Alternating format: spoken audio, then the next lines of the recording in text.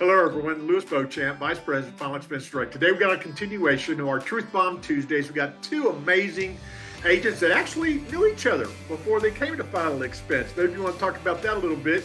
But what we're looking for, guys, is just a drop the mic, casual conversation. I think you guys are going to talk about, you know, what you fear or what happens in the Final Expense telesales industry itself.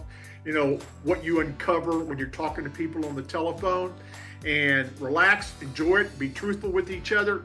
I'll be back in about 6, 7, 8 minutes and we'll close it down. So appreciate it, guys. Y'all be safe. Thanks, Louis. Thank you. All right, Treese. So yeah, we've known each other for a pretty long time. So years and years of selling together. But yeah, one of the things that, whenever selling, I find that, some people have found that when you're being too pushy, that it can drive the sale away, or you can mess the sale up by trying to be too pushy. So how do you, deal with customers on the phone when with your approach of selling? Just being open, talking to them, just learning more about the customer, getting them to open up to you helps you to be able to get a sale. Just listening to their issues and their family, whatever they want to talk about, kind of opens up things for sure. And not at first, like we build rapport, right? Like building rapport is very important. I always find that when I, in speaking to someone initially, that if I can make them laugh or tell them a joke, or ask them about where they're at and how the weather is and stuff, and just have conversation with them at first, I find it's easier to take them along the way to that final point. Definitely. Yeah. So what type of questions do you ask them whenever you're doing like a discovery to see why you're speaking to them on the phone? Just get their main concern. What's important to them? Why are they on the phone with me? You got to learn why they're on the phone with you, to get somewhere. You can't just assume, you can't talk over them and everything. What made you call today? What's concerning you the most? How is this going to help you and your family? Yeah. Hey, when they when you ask a question and they start talking, do you just let them ride and let them talk about everything that's going on and stuff, or how do you handle that? You definitely have to let them talk, because once they feel like that you're listening to them and they're getting their words in and everything, that helps them to open up to you a lot. Yeah. Laughing goes a long way and everything. If you could laugh, because this is Final Expense, it's already a tough subject, so if you could loosen things up, laugh with them a little bit, it goes a long way. Then I always since it is Final Expense and we're talking about death and stuff, I always mention the word death and dying, and then also ask them, have they had anybody, like a friend or a family member that's passed away recently, and then have them spill everything about what happened and stuff, and then throw in questions about how do they handle it, who paid for it, right? So I always have a story too whenever I tell a story about people that I've known that passed away recently. My mother-in-law passed away of cancer. She died of lung cancer, and she went through 2 sessions of chemo and passed away. Just real life experiences and stories. I think it helps. Let them know that you're real. And not just another person on the phone trying to sell them something.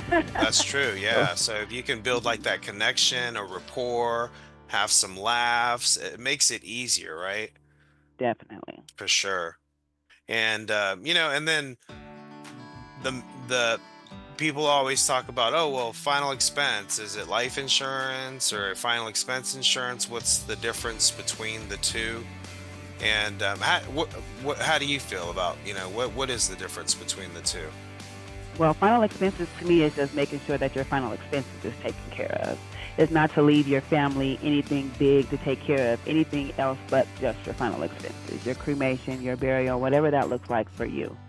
So once you help the client to understand that you don't need something big for when you pass away, you know what I mean? You don't need to make your family have a party. You just need to make sure that your cremation is taken care of, your burial is taken care of, just the little things. And then once they have an understanding of that, that breaks the ice as well, because they're thinking that they need something big, something extra, and it's not all that. Yeah, I always find that like they're like, oh yeah, I want 50,000, for my final expenses, and it's like, well, it doesn't really cost that much, It doesn't cost that much. So I think that's what they're thinking. It's like you just mainly want to take care of the final bills and the funeral and the cremation and make sure that they don't have anything to worry about. So yeah, I think that's that's what they misunderstand, is that it's just for, it's usually it's, 10, 15, $20,000 of coverage to handle everything, so they won't have to worry about anything rather Even than if such a that. large one. Yeah, Yeah, right. Like, and I think they a lot, and of course, final expenses like whole life policies, not a term policy, so it's not like hundreds of thousands of dollars, so, but definitely, selling the final expenses, that coverage, is definitely for funerals and burials and whatever they need to take care of. Helping them to understand that having something, whether it's big or small, whoever that person is that they're leaving the money behind for is going to appreciate no matter what. Correct. Yeah, and then I always like talk about, who's going to get the money, who's going to receive that tax-free check to take care of everything, and discuss their beneficiaries and how much they love them. And I always ask them about grandkids and stuff like that. You got grandkids from them, Oh, they love talking about the grandkids. Oh yeah, for sure, and burying into that and, asking about their families. Once again, like I like going in and discussing, things about them or talking about what they do and kind of build that relationship. And I think it makes it easier when you go for asking for the payment information and stuff like that, because you built trust with them as well. For sure. Plus, I mean, like you referred me to the company, and so far it's been awesome. I'm glad that you did. And, I was watching the videos over time with Lewis on them and stuff, and seeing your name and also Kyung. And I was like, oh man, something's going on over here. So, so. For sure. Yes. For sure. So I'm glad that I came over. I'm glad that I brought you over. Yeah, for sure. Good feeling, for sure. I'm having a good time and stuff. And I like the credibility of the company as well. Like the Google reviews, we didn't have no people like who we are as an agent. And, we've got our own like agent profile and showing them the reviews. Once I saw that, I was like, oh man, it's on, because, like that's thousands of 5-star reviews. It's the proof, man, so definitely that was really cool. But, it's, just, I try not to be too pushy in selling, try to, like I said, build rapport in the introduction right off the bat. I don't talk about, their final expenses or any type of coverage that they're looking for. I want to make them laugh or something. Yeah, know about them, and then go take it from there. Well, hey, boys and girls, you doing good? Oh, yeah, Lewis. We doing. All right. I loved it, man. You guys are having a great conversation. I appreciate you taking the time to do this, and talk to me right now about Latrease, and then I'll go to Jimmy.